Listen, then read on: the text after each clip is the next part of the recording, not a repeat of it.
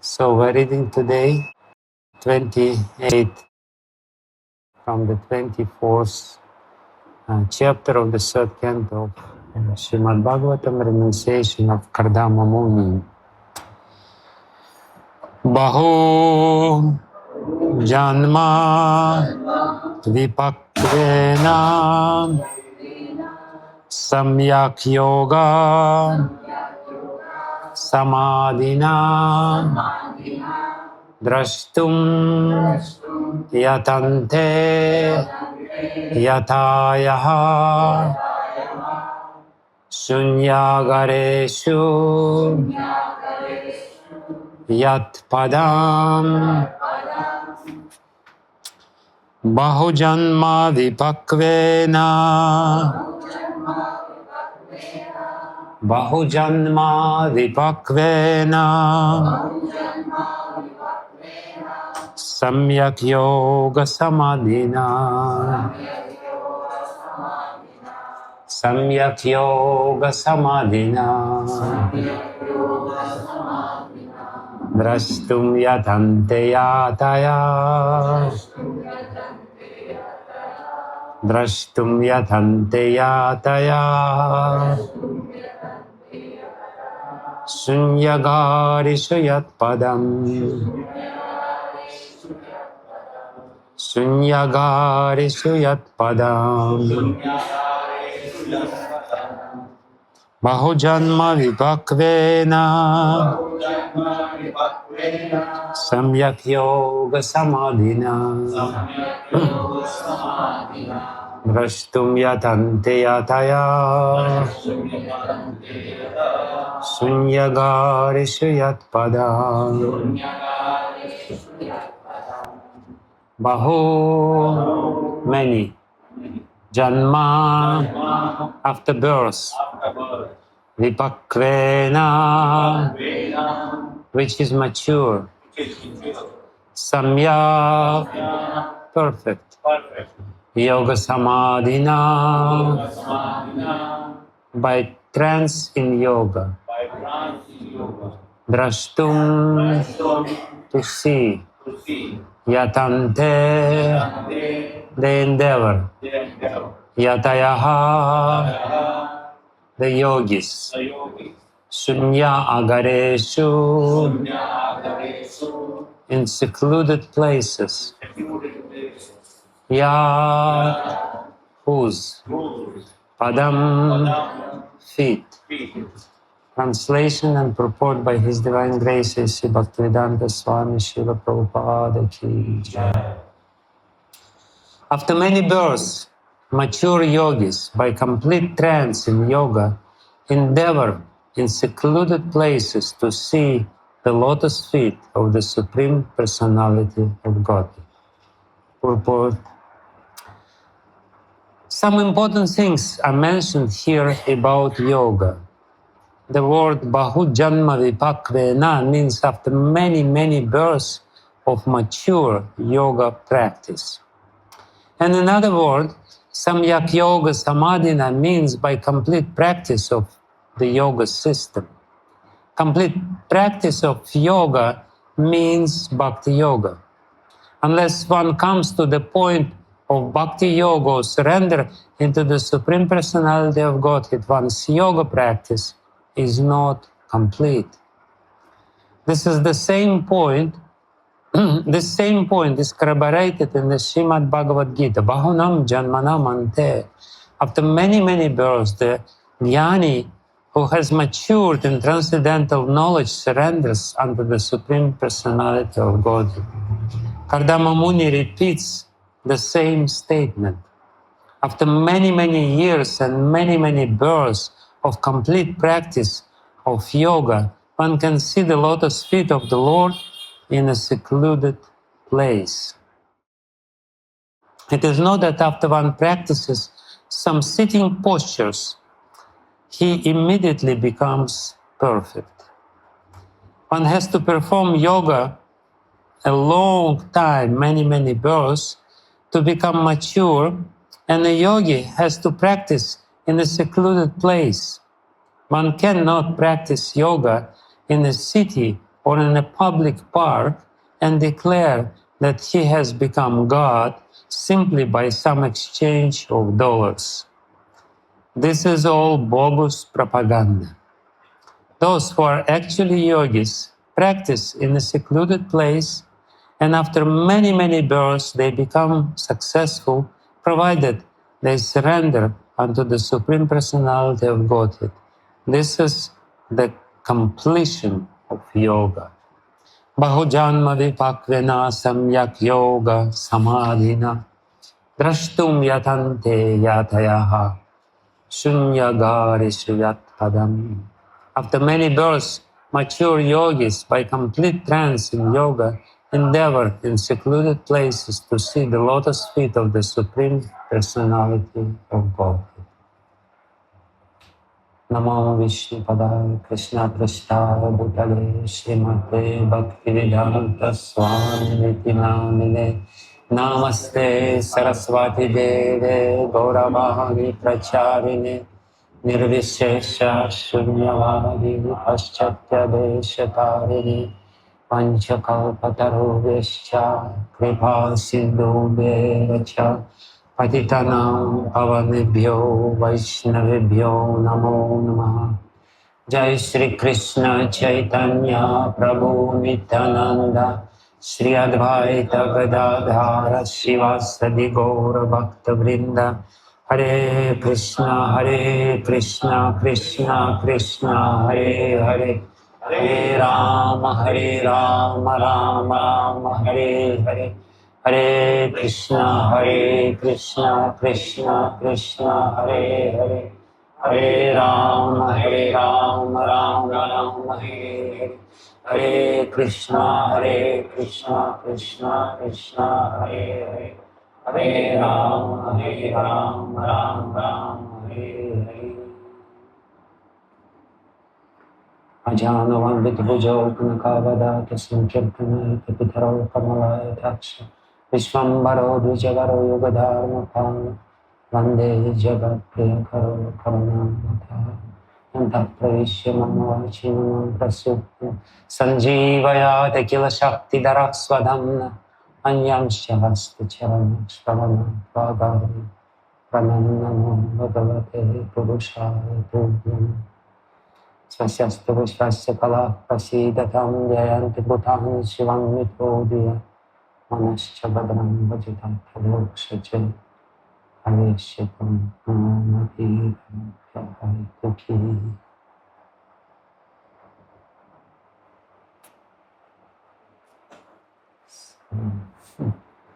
Hare Krishna. This is a very relevant verse and purport for those who live in Rishikesh, which is the capital of modern yoga.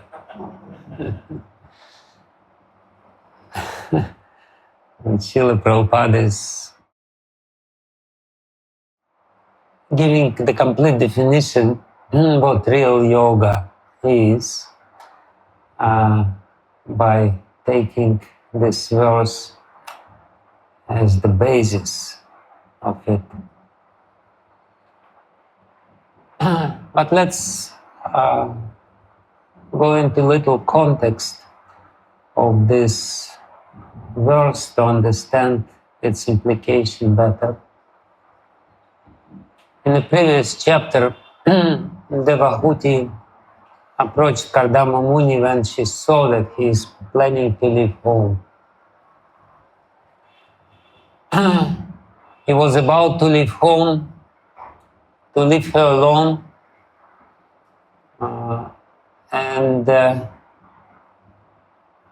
she told him in a very pitiful voice, without really trying to hide her emotions. It's very important. She didn't want to blackmail him, to make him guilty, as it would be natural in such condition for any woman to do. She didn't want to manipulate him. she was very sincere in her approach. She didn't tell him, please stay home, how will I live without you? But she said, please, before leaving, make me fearless. Because if you leave me now, I'm looking back into my life and remembering all the sense gratification which I experienced, will remain in this fearful condition. Actually, Devahuti was very pure-hearted, and she was a great princess, and she lived very austere life. And for some time, of course, they have some sense enjoyment. But the point here is that if we live the life of sense enjoyment, the end result of it is fear. The experience of sense enjoyment makes us very uncertain. We don't know what's going to happen in the future. The old age is coming. The old age is depriving us the chances to enjoy senses with the same intensity and getting the same pleasures. And at the same time, we do feel somewhat guilty and distant from the Supreme Lord. That's a very important psychological effect of sense enjoyment. They make us separate from the Supreme Lord. They create this sense of separation from Him, even though He is here. And, anyone kind of feels that there is a very pronounced presence of the Supreme Power, but the sense enjoyment distracts us from this experience and ultimately makes us very uncertain and fearful. Because when we don't know what's going to happen and we are left alone with this very powerful entity, it's so unpredictable, and God knows what He's going to do with me. So Devahuti, she asked her husband, please make me fearless. Please give me fearlessness. And Kardama Muni told her that, yes, it's a very good request. That's what we need. We all need fearlessness. Especially in Kali Yuga, which is such a dangerous age and which make everyone fearful. Like the time in which we live now, it's a very fearful time. Who knows what Pakistan will do, and definitely nobody knows what Trump will do. He probably himself doesn't know what he's going to do next moment. And Putin, and we only know that this garbage man will come on time. That's for certain.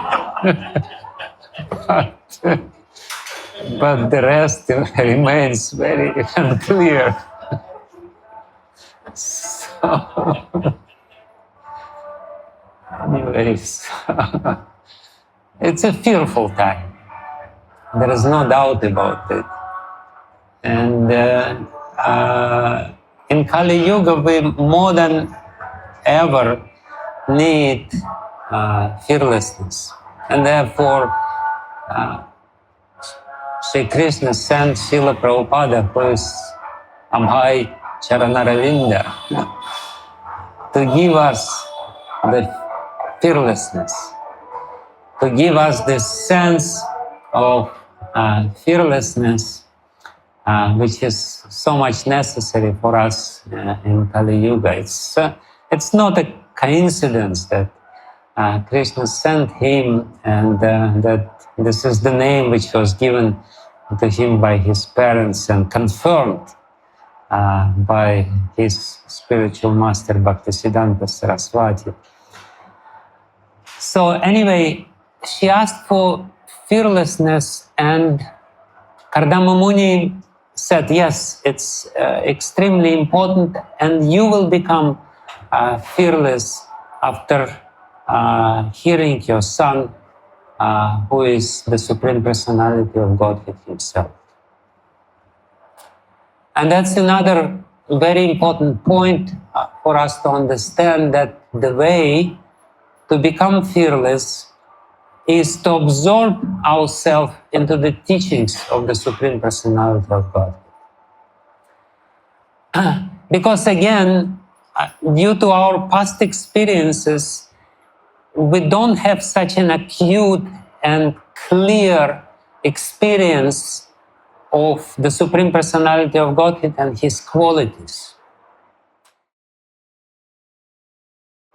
Those great yogis and mystics who do have this experience, they know that He's so kind and He's so understanding and He's such a nice person, and there's nothing to fear about Him.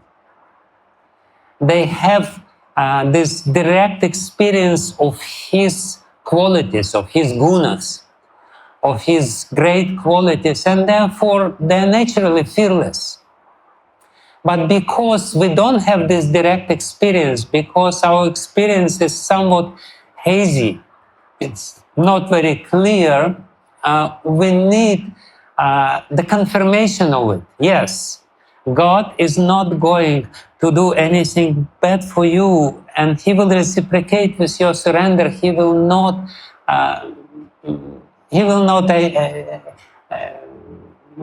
try to find faults in you. It's not very difficult to find faults in us. It's very easy. But it's not the business of God. He doesn't see this. He just wants to see His Bhavagrahi Janardana. He is taking our bhav, our intentions, and He magnifies the good. That's the nature of good person. The good person doesn't see bad qualities. Good person only sees good qualities. Not only he sees the good qualities, he magnifies the good qualities. Even though we may have a little spark of a good quality, the good person will see this spark of some guna in us, and he will magnify it. It will be very clearly explained in the 4th canto of Śrīmad Bhagavatam, and the story of Sati, when she will be criticizing her father, Daksha, and saying that you are such a bad person that you're looking at a good, completely powerful and very kind person like Shiva, and you only see faults. So the problem is with our vision, because our vision is faulty. We see faults everywhere. And because our vision is faulty, and our vision is faulty due to our past experience of this life and many other lives before, we don't see even good qualities in God. And because we don't see so clearly good qualities in God, we become fearful and uncertain what's going to happen. And therefore, we have to hear again and again and again that He is good.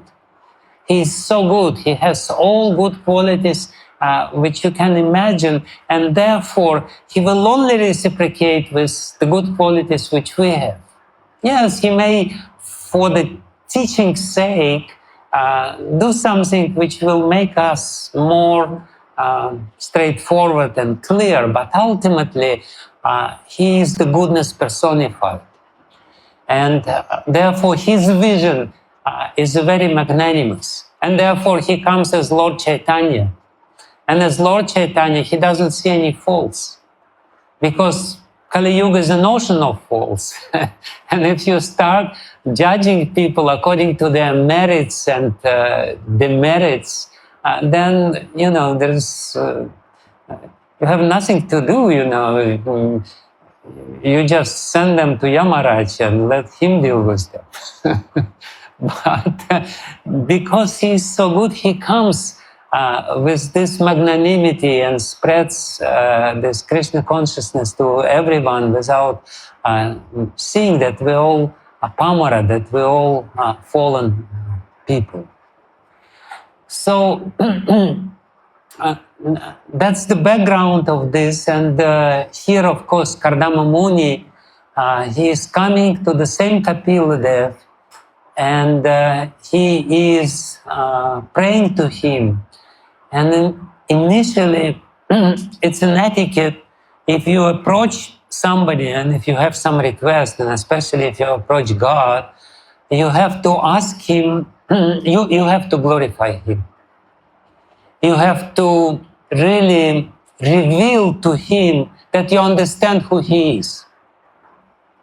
Because it's very offensive to approach somebody without attempting to understanding who he is. It's actually very, very offensive and very hurting. We all know, we all have this experience. If somebody starts judging us without making an attempt to understand who we are and what is our motivation and what is our quality, it's very hurting. It's a very bad experience. So therefore, before asking God something, we have to tell him whom we think he is. And here, Kardama Muni, he glorifies in these three verses, previous verse, this verse, and the next verse. Kardama Muni glorifies a very special quality of God, which is very important and relevant for us. And basically, this one single quality of God is the basis of the whole Bhakti Yoga. If God didn't have this quality, this one single quality, Bhakti Yoga would be a useless endeavor. This one single quality which Kardama Muni glorifies directly and indirectly in these three verses is the quality of his accessibility, saulabhyata. He's very accessible. You know, he's the biggest person. And we know how difficult it is to access big people. The bigger one becomes, the less accessible he becomes. You know, if you want to see Modi, good luck. And I tell you, I do have experience of dealing with very big people in different cultures. Modi, comparatively, relatively, very accessible. If you go to any other country and try to deal with the heads of this country, oh my goodness, you have to go through so many hurdles and difficulties, and ultimately you will be rejected. This difficulty to access somebody actually makes people desperate. You know, we naturally want to associate with great people, but usually they are very inaccessible in this world. But one distinctive, amazing quality of the Lord is that He's in the reach. He is not somewhere, he doesn't have too many bodyguards. He doesn't need them who are very rough, and but he's within your grab, basically. He's here. He makes himself accessible. Therefore, he comes as Archa Vigraha. He comes in all kinds of ways. He is making himself accessible, and that makes Bhakti Yoga is the best process. He's so accessible that it's practically unbelievable how accessible he is. it's hard to believe, but that's why we need to hear it not from himself, but from people who did reach it.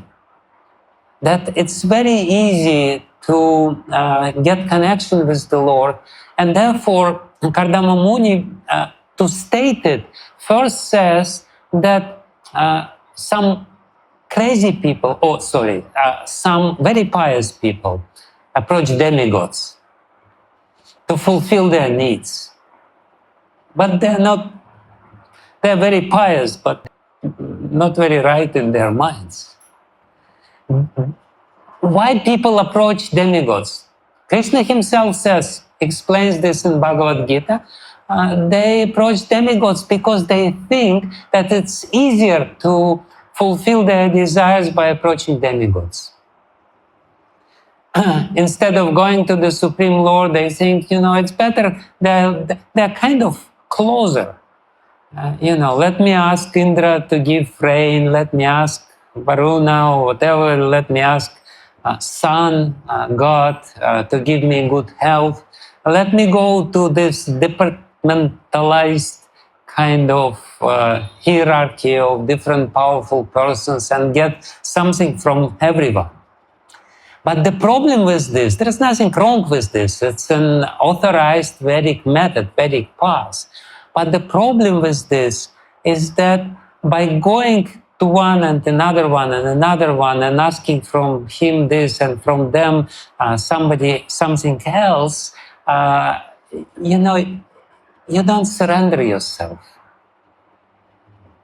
You remain independent, and as a result of your independence, you're asking for troubles. Because the root cause of all our problems is the sense of independence, and we reinforce our independence by asking this demigod or that demigod, this powerful person or that powerful person for different favors. Ultimately, it's like a little child. When a little child is clever and manipulative, and every weak person is manipulative. So he goes to father and he goes to mother, and he wants to get something, and if he wants to get something from the mother, he goes to the father, so that mother would become a little jealous and give him what he wants. So he manipulates, he doesn't surrender fully to someone, but he wants to get this from him and that from them, and that's why that's the psychology behind this worship of demigod, that you don't want to surrender completely, and that's why you remain independent and you get some favors, but ultimately you remain in hell. And that's exactly the meaning of the previous verse, the yesterday's verse. The meaning of the yesterday's verse, yes, the demigods will give you something. After a long time, you have to really chant Hanuman Chalisa many times before you get your desired result or whatever. you can get, no doubt about it, but you will not solve your problem because you remain independent. And by trying to manipulate to fulfill your desires by this way of, asking different favors of different demigods, you ultimately remain independent, and that's the problem. Because it's unnatural.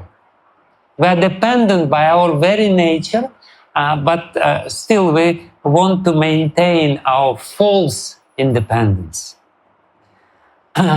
So he criticized in the previous verse the path of karma, basically, because worship of different demigods is the recommendation of karma yoga. Karma kanda, not karma yoga, karma kanda as such. And in this verse, he doesn't criticize, but he says that the path of yoga is better, but it's still very difficult. And he explains why the path of yoga is so difficult. First of all, you have to be yogi for many, many births. Bahu-janma. He starts this verse by saying there's bahu-janma, and then, how is it? Samyag-yoga-samādhinā. After many, many births, you ultimately reach the perfection of yoga, samyak yoga, perfect yoga. Samyag-yoga-samādhinā basically means that you reach samadhi, the 8th stage of Ashtanga yoga. And it itself is very difficult. You know, yama for Kali Yuga people are very difficult. It's so difficult that nobody follows yama and yama anymore. Especially Satyam, you know, who is truthful in this age, who is... so what to speak about asana? Asana basically means that you have to sit in a sitting position for at least 3 hours without moving. Completely still. That's the perfection of asana. It's very clearly explained in the commentaries of Yoga Sutra that perfection of asana is that when you can sit in the same posture without moving even a little bit for 3 hours. Can you do it? No. Even the lecture of Śrīmad Bhagavatam is difficult to sit for. Seems to be too long. You know, that's the perfection of asana, because asana needed to calm down your mind. And the mind calms down only when you sit still. If you're doing all kinds of, you know, Hare Krishna, Krishna Krishna, Hare Hare. So, it means that your mind is oscillating with the same frequency. So, what to speak about asana, then pranayam. Pranayam is very difficult. You should not breathe for a long time. You should do this kumbhaka and rechika, and you should balance this and that. What to speak about pratyahara and dharana and what is it, dhyan, and what to speak about samadhi. Samadhi, you should be able to stop even breathing, and therefore he says you need many lifetimes to practice. Yeah, I walk every day in the evening on the bank of Ganga, and I see oftentimes all these swamis, sannyasis, and you can look at them, and you can see they are not practicing for the first lifetime. That they have been, you could really see, you know, they have long beard. Even long beard, you need, you know, to have quite some experience to grow it so long. I would not be able to grow my beard. It just doesn't grow. It's very strange.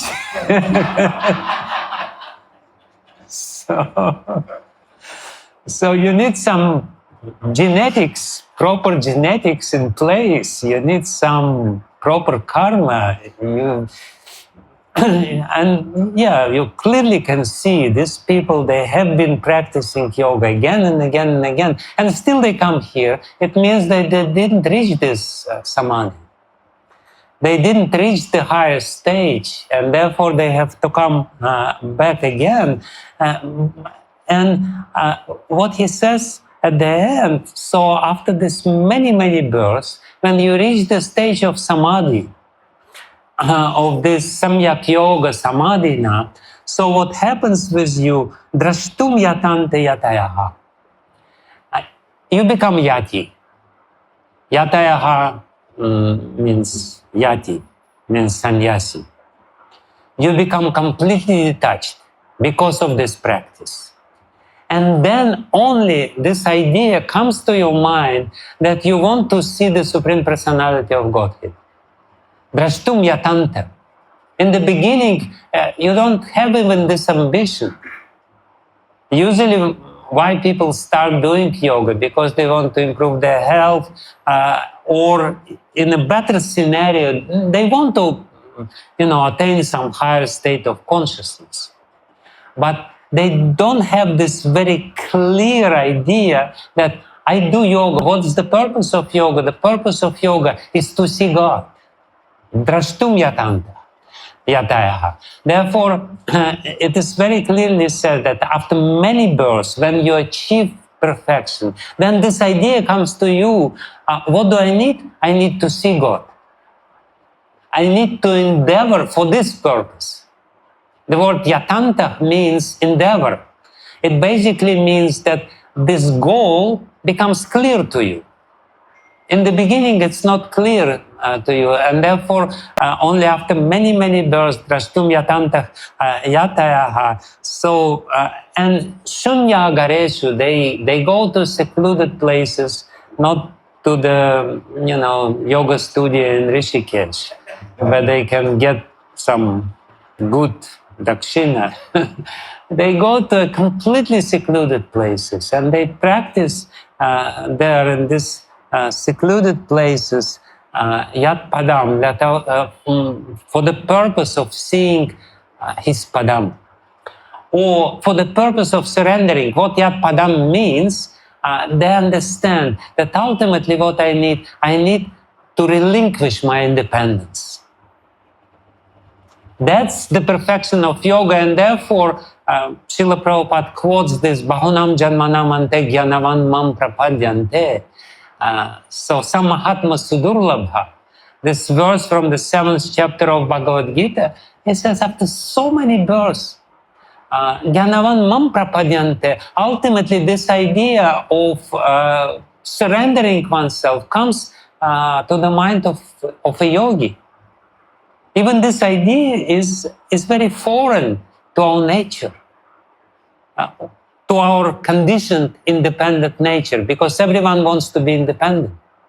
That's why we celebrate the Independence Day. Instead of celebrating the dependence on God, we're celebrating independence. Women want to be independent, men want to be independent. Nowadays, in the West, they don't want even to get married, because, marriage means losing your independence. And of course, brahmacharis have the same mentality. But anyway, so here he says, yes, yoga is okay. Why it is okay? Because it brings us to the point of surrender. But it's roundabout process. It's not a direct process. After a long, long time, you ultimately realize, yes, I have to surrender. And when you surrender, everything is accomplished. Ultimately, you become bhakti yogi. And that's exactly what Srila Prabhupada explains in the Purport, that this yoga-samādhinā implies surrender. And only when you reach the point of surrender, your samadhi becomes complete. The samadhi doesn't mean that you are buried in the sand and you're not breathing for some time, and then after some time you're coming back again to breathe and to gain some popularity because of this feat. That's not samadhi. Samadhi means surrender. And that's what Srila Prabhupada explains here. And the next verse is the culmination of the verses, and he says, not considering the negligence of ordinary householders like us, that very same Supreme Personality of Godhead appears in our homes just to support his devotees. So he compares this, he gives the relative analysis of the three paths. The Vedic path is basically doesn't bring you anywhere, because you don't relinquish your independence. The yoga ultimately brings you to the point, but there is an easy path. And this easy path is that you come to the Lord and you say, my Lord, I'm lazy. But sincerely, not because you try to impress him. No, you sincerely admit, I'm incapable. I cannot do anything. That's the first point of surrender. The first point of surrender is the feeling of akinchanatva. I'm akinchana, I don't have anything. If you come to the Lord and say, my dear Lord, I'm very knowledgeable and I'm very devoted to you and I'm such a good person, you definitely have to do something for me. The Supreme Lord will say, what do I have to do? You already have everything. I don't have anything to do with you. Why should I, you are so knowledgeable, no problem. So there is no way of real Sharanagati. The Sharanagati starts from this feeling of complete, total, utter helplessness. Even Bhakti Yoga starts with this point. Before, it's not Bhakti Yoga, it's a practice of Bhakti Yoga. There is a big difference between Bhakti Yoga and practice of Bhakti Yoga. Practice of Bhakti Yoga, it's a very nice it's a very nice way of saying imitating Bhakti Yoga. It's good. We're imitating Bhakti Yoga, we're doing what we're supposed to do, but the real Bhakti Yoga starts with this akinchanatva, I don't have anything. I do not have. I don't have bhakti. Do I? No. I don't have any knowledge. No. I don't understand that I'm not this body. Who understands that he's not this body? It's a good speaking point for the lecture of Bhagavad-gītā. But when it comes to reality, it's very difficult. If I'm not this body, it's a very high philosophy, and I don't have anything. I don't have anything. I don't have any purity for myself. So this is the first point of surrender, which makes the Lord accessible. Here, and therefore, Kardama Muni in the next verse, he says, we are so lazy, we are lazy householders. Lazy householders means, if he is lazy householders, what should we speak about us? If he is a lazy householder, we are lazy sannyasis. We are super lazy sannyasis and brahmacharis. He says, but he expresses the essence of Bhakti Yoga, which makes Bhakti Yoga such a speedy and expedient way of reaching God. I don't have anything, and the other way, the other quality of Bhakti Yoga, or the person who is aspiring to do Bhakti Yoga, is ananya-gatitva, means there is no other shelter for me. There's two qualities, ananya-gatitva and akinchanatva. This is two qualities of prapanna, of somebody who is surrendering himself. It basically means that there is nobody else who can give me everything which I need. And here you are, the most accessible one, who can give me everything which I need. There is a very nice saying, I don't remember Sanskrit exactly, that somebody who is worshipping demigods, instead of worshipping the Supreme Lord, he is like a person who is living on the bank of Ganga, which is full of water, drinking water. You can go and you will never drink the whole Ganga. It will definitely fulfill all your needs in terms of drinking. But instead of drinking Ganga water, you start to dig well. So that's the comparison. You're digging well on the bank of Ganga. Why should you do it? Go to Ganga, drink to your heart content, go to the Supreme Lord.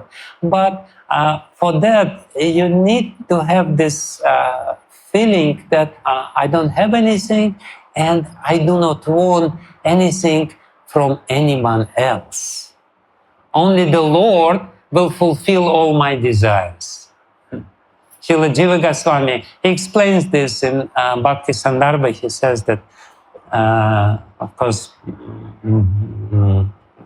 that Sharanagati, while explaining Sharanagati, that first you have to become Ananyagati.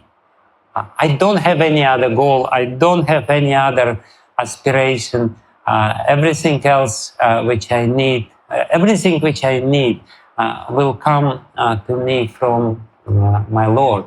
And Srila Jiva Goswami, he gives a nice story, tells a very nice story.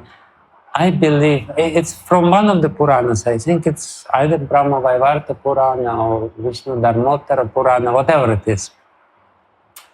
It's a story of Maharaj Ambarish. Maharaj Ambarish was worshipping Vishnu for a long time. He was practicing severe austerities and he was fasting, as we know. He was keeping his Dvadashi Vrat very religiously, very honestly.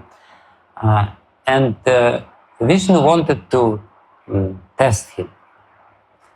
And therefore, he took the garb of Indra, and Garuda turned into Airavata.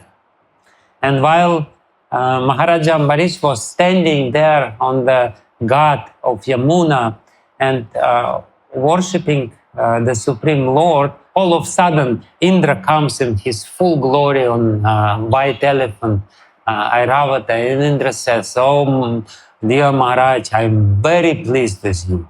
Please ask me for some boon."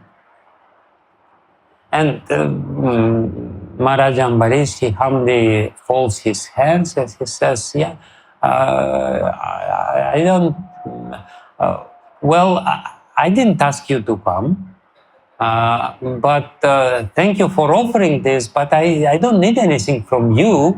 I was looking for somebody else, so please go your way and leave me alone." But the Acharyas of Sri Sampradaya, in the commentary to Tiruvaimoli, the poem of Namalvar, they paraphrase, they rephrase this speech of Maharaja Ambarish in a very impolite way. So there they say,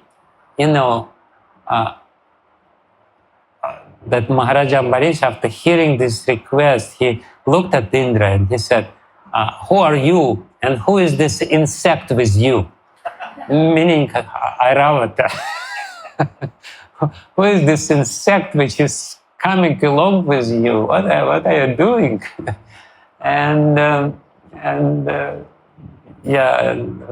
Anyway, so for some time they quarreled, and ultimately Vishnu, being so pleased, he revealed himself and he said, "This is me, this is not Indra, so don't worry." But anyway, this Ananya-gatitva is a very important and difficult quality to follow, because we do want to fulfill our desires in the shortest possible way. And somehow or other, our psychology is that Lord is too far away, and whether he will answer my prayers or not. But it's important condition of surrender.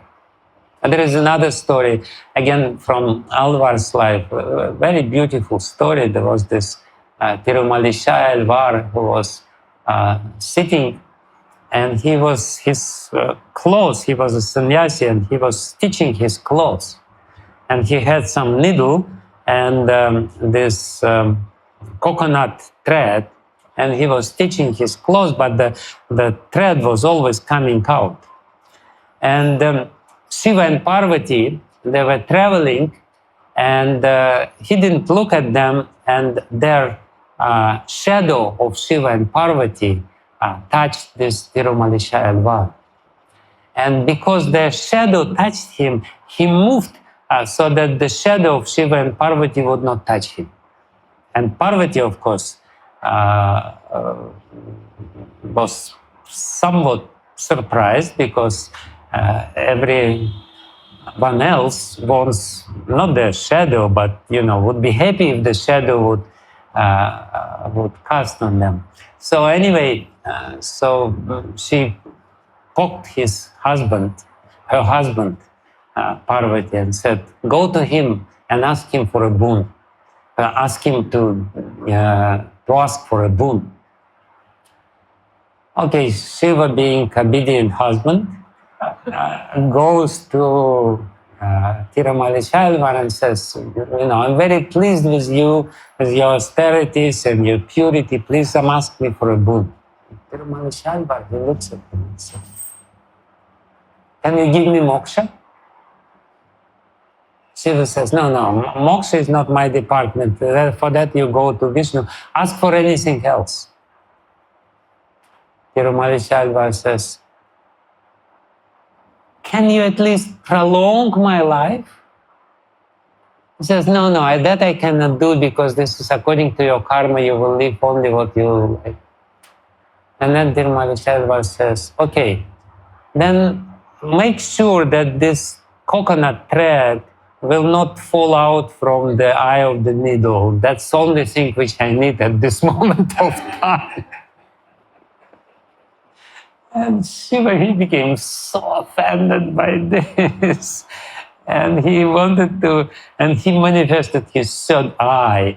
And according to the story, then when the fire came from the third eye of Shiva to burn this Alvar, and the Alvar, he kind of put his foot, he stretched his foot in the direction of Shiva, which is very offensive. And his big toe, from this big toe, there was another third eye from his big toe. Lord Shiva has third eye on the forehead, and Tirumalisha Alvar had a third eye on his big toe, and then the fire came from his big toe and completely neutralized the fire of Lord Shiva. But anyway, so these are the points of the purity of devotion. Devotional service is extremely powerful, but to make it powerful, we have to become pure. And the purity starts with the purity of surrender. And it starts with this simple point that I'm useless. If I understand this, that I don't have anything, I don't have even intelligence to practice bhakti. I don't have necessary quality. I am not equipped for real practice of bhakti. I cannot chant the holy name. It's so easy. Everyone says it's so easy, it's so blissful. Okay, good luck. Hare Krishna, Hare Krishna. I'll try it again. Hare Krishna, Hare Krishna. No, it didn't work. My dear Lord, please take me with all my faults, with all my problems. I'm yours. I'm only yours. And I have only one hope, that you will neglect and will disregard all the faults which I have, and compensate for all the faults, because I'm so imperfect. It's very difficult for our ego to admit that we're imperfect. We're trying to hide it behind the facade of, perfect chanting, perfect this, perfect that, perfect. No, our only perfection is to honestly admit that we're imperfect. Is to honestly admit that we need help. And without any help, without Lord's help, we're useless. And if we honestly admit it, we're perfect. That's the perfection of bhakti-yoga. That's why it's so easy, and that's why it's so difficult. It's so easy because the Lord is ready to come. It is said in this verse which we chanted today, that after a long time, after samadhi and everything else, you go to a secluded place and then maybe you will see the Lord's lotus feet. But in the next verse he says, you yourself come to the homes of lazy grihastas. You yourself come. You know, they don't need to go to a secluded place. They don't need to look for you in a forest or anywhere else. You yourself come to them. You yourself come in the form of the deity and you make yourself available to them because of your quality. The only condition on our part is that we have to be honest. Yes, I don't have anything else. Yes, I don't have intelligence. I don't have. But I'm intelligent enough to understand that I don't have intelligence. And I'm intelligent enough to admit that I have nothing else. And then the Lord comes. Then by the plea of such a devotee, the Lord for sure will come. And little story from our tradition, which is so beautiful. I remembered it today about Govinda Ghosh, who was a householder. He actually, when Lord Chaitanya took sannyas, he wanted to also become sannyasi. He ran away to Lord Chaitanya. He started serving him in his sannyas ashram. And then we know the story that the Lord Chaitanya asked him for some haritaki. He had some indigestion, so he asked haritaki. And he fetched some haritaki from people's house and brought it to Lord Chaitanya. And the next day the story repeated, but he saved 2 haritakis. Not one haritaki. He immediately gave Lord Chaitanya haritaki because he kind of knew that Lord Chaitanya will need another haritaki. And Lord Chaitanya said, how did you get it so quickly? He said, because I saved it from the last day. He said, go home. You're not a sannyasi. You are grihasta, you are householder, but there is no need for you to be in a renounced order of life. And he said, no, but my Lord, how I can be separated from you? If I go home and stay home, what will I do there? I will not have your association. Lord Chaitanya says, no, you will have my association. If you are sincere, my association is granted, is guaranteed for you. And we know the story that Govinda Ghosh goes home to his home in Agradvip and he marries and his wife gives birth to a son and then they both die. Both the wife and the son die. And in the meantime, the Lord comes to his home as Gopinath, as a deity of Gopinath. Lord Chaitanya tells him, you go to Ganga, you take bath in Ganga and then you will touch for some object, and this object, I will come in the form of this object. Anyway, so he touches the shalagram stone, and shalagram stone becomes the deity of Gopinath. And he worships the deity of Gopinath, and then he marries and gets son, and then at one point his son and his wife, they all die. And then he becomes so angry. And he says, you cruel God, you sent me away, you gave me the wife, you gave me the son, and then they all died. So I'm not going to worship you anymore. I'm not going to give you any food. And he closes the altar of his, doors of his altar. And then he goes back to sleep. He goes to sleep and Gopinath comes to him in a dream and he says, I don't understand your logic. Your one son died and I'm your other son and I came to your home and you're not going to feed me, so I will also die. So what's your logic? Can you explain to me why you're not feeding me? Because the other son died? He says, because other son would perform Shraddha for me. Will you do this? And the Lord said to him in a dream, yes, I will do this. Because I'm your son, please feed me. I need some laddu or some rasagula or little rice. And he wakes up and he starts worshipping Gopinath, and every year this Gopinath still performs Shraddha for Govinda Ghosh. When he died, Gopinath made sure that he is there in his ceremony, and he's still, it's a big festival in Agradvip in this temple, when he, which is the celebration of the anniversary of the death of Govinda Ghosh. And Gopinath comes from the temple. He is wearing the white clothes, and he is there in the Shraddha ceremony, and he is performing Shraddha, Pindadan for Govinda Ghosh. That's the gratefulness. That's exactly the point which Kardama Muni will say in the next verse. He will say, yes, my Lord, you come yourself. You become son. And actually, this is what happened with Kardama Muni and Devahuti. The Lord himself became the son by reciprocating with their purity of the heart and purity of surrender.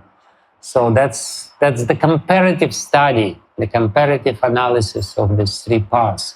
The path of karma, karma kanda, part of Veda, the path of yoga, and the path of bhakti. And now you choose what you want. Now there are many studios still here in Rishikesh, no problem. Thank you very much. Srila Prabhupada ki jai.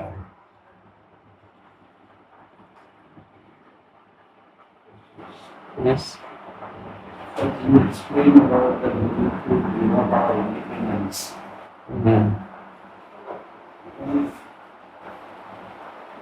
Theoretically understand this. It's very hard. It is very hard. Very hard to fully depend on the Lord and give up all the independence and depend on Him. What is the secret formula? You understand, kindly share. That's why surrender to Guru is so important. This is Acharya Sharana. We first have to take shelter. That's why this is the one of the first items of Bhakti Yoga. What is it? Guru Padashraya Tasmat. Yeah. Srila Rupa Goswami says, Guru Padashraya, you have to first to find Guru, and then you go to him, to his feet, and you surrender. Feet basically means you surrender your independence. It basically means that you do what you can. And within this, you still can maintain your independence. But because you're doing the order, you're fulfilling the order of your Guru, the Guru will take your even little insincere false surrender as a real surrender, and he becomes the mediator between you and God. And he will say, oh, this is the surrendered soul, please accept him. There is this, recently somebody sent to me a beautiful story about one disciple of Srila Prabhupada. He was the first sannyasi from France, Prithuputra Swami. And he actually came to Russia as well with book fair once with Gopal Krishna Maharaj and at one point. So this Prithuputra, he was a sannyasi, and then he went away from practicing of Krishna consciousness, and he became quite entangled in drugs and sex and everything else, and he got AIDS. And he was very, very sick. And ultimately he was admitted to a hospital in his last stage of life. And then his last day was approaching and approached. And a few doctors, they were by his bed consulting with each other for how long he will stay. And he is in a completely unconscious state. And then all of a sudden he sits down and he opens his eyes very wide. And he says, Prabhupada, are you okay? And then he passes away. So that's a very important story for us to remember. Yes, we may not be completely surrendered. Yes, it's very difficult to relinquish our independence. But if we go to Guru and we accept sincerely Guru as the mediator between us and God, as somebody who is even more merciful, and we try to follow the instruction of Guru, try to fulfill the mission of Guru, then the Guru will... In India, everything works by connections, so you need some connection. So our connection with God is through Guru. And that's an important step in between. Otherwise, it's very difficult.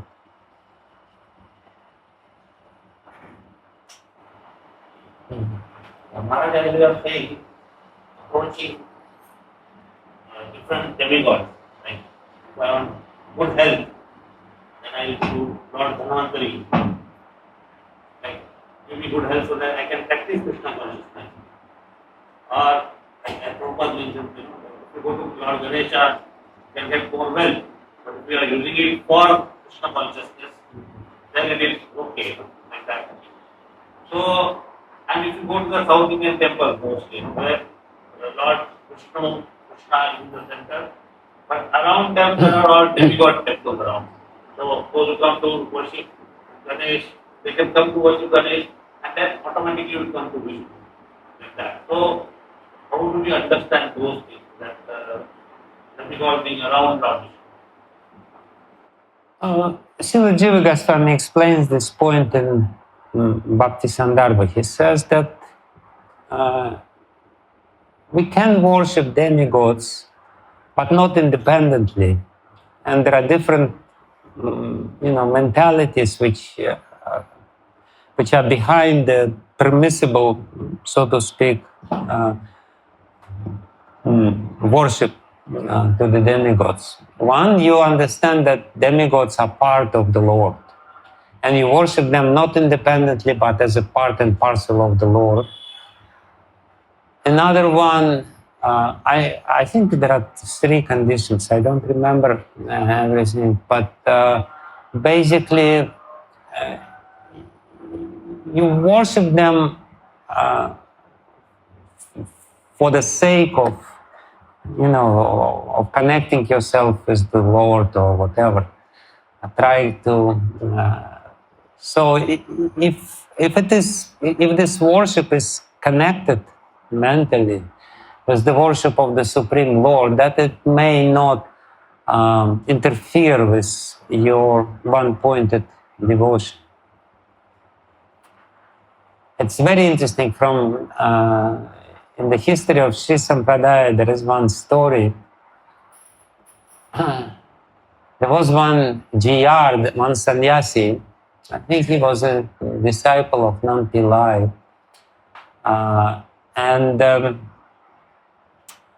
He was a sannyasi, and he became sick. And some of his godbrothers came to see him, and he surprised them very much. He said, "Please go to Lord Ranganath," that was in Srirangam, "and pray to the Lord so that I would become healthy." And his godbrothers were completely shocked, because according to Sri Sampradaya, you cannot ask this from the Lord. Bhaktivinoda Thakur explains that one of the points which Lord Chaitanya took from Sri Sampradaya is pure devotional service, this ananya gatitva. It's very important. Don't ask for anything else. Don't ask from anyone else. So, and they of course, they didn't doubt their god brother. They didn't want to be offensive. They went to their guru, and they said, "Can you please explain to us why is he doing this? Why is he asking us to go to the Lord and to pray for his help?" And he says, "Well, I don't know. You go to this god brothers of yours and you ask him. He's very knowledgeable. Let him explain this." And they go to this god brother and he say, "I think he does this because he feels somewhat unfulfilled and he didn't do what he wanted to do for the Lord in his devotional service, and that's why he's asking." They go back to their guru and to confirm the answer. He says, "No, go to some other person, very knowledgeable. He will give you a good answer." He says, "I think he is doing this because he just wants to hear the katha of your guru, of the guru, because who would like to live the katha? The katha is so attractive and he wants to stay longer because he wants to hear guru's katha." And they go some other person, and some other person gives some other reason behind it, very legitimate reason. And then they again come to the guru and Nampillai says, "Okay, let's go to this sick god brothers of yours and ask him directly." And they go, and the guru comes to his bed, and he says, "Can you explain why did you ask them to pray for your health?" And the disciple looks at his guru and he says, "You know why I prayed, but because you want me to say this, I will say this. But I know that you know why I prayed. I prayed for the good health because every time when I lay down, I remember how you go to a pond and you take baths, and I give you the hand and I help you to get out of the pond, and then I fan you with the fan and I help to wash your clothes. And because this service to you is so precious to me, that's why I asked them to to give me good health."